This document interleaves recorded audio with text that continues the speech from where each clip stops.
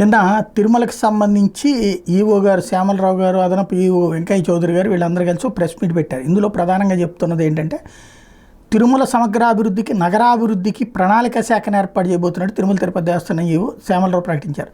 ముఖ్యమంత్రి చంద్రబాబు ఆవిష్కరించిన విజన్ 2047కు అనుగుణంగా తిరుమల విజన్ 2047 ప్రణాళికలో భాగంగా శాఖను ఏర్పాటు చేస్తూ కన్సల్టెన్సీ సంస్థల నుంచి ప్రతిపాదనలు ఆహ్వానించామని చెప్పారు.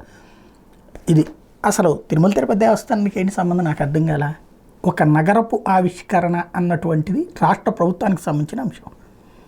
నగరపు ఆవిష్కరణ అర్బన్ డెవలప్మెంట్ అథారిటీ రాష్ట్ర ప్రభుత్వం చూసుకుంటుంది.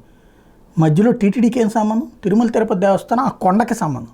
కొండ మీద పల్లె కాస్త పట్టణం అయింది, పట్టణంగానే ఉంటుంది. అది దాన్ని నగరంగా పెంచడం అంటే దాని పవిత్రత దెబ్బతీయటం. మనం దాన్ని ఆ భౌగోళికంగానే ఉంచుతాం. ఇంకోటి అలిపిరిలో ఉండేటట్టు బేస్ క్యాంప్ పెట్టి అక్కడి నుంచి పైకి పంపిస్తాం.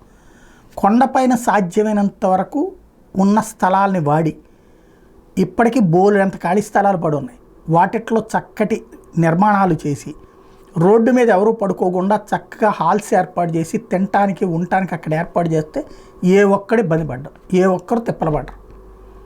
మనం చేసేది ప్రజలకి భక్తుడికి ప్రయోజనకరం అవ్వాలి.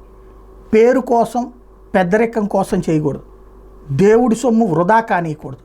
దేవుడి సొమ్ము కరెక్ట్గా భక్తుడికి అందుబాటులో ఉండేటట్టు ఉండాలి. దేవుడి సొమ్ముతో భక్తుడికి వసతులు మెరుగుపరిచేటట్టు ఉండాలి. ఇది జాగ్రత్త తీసుకోవాల్సిన అవసరం ఉంది.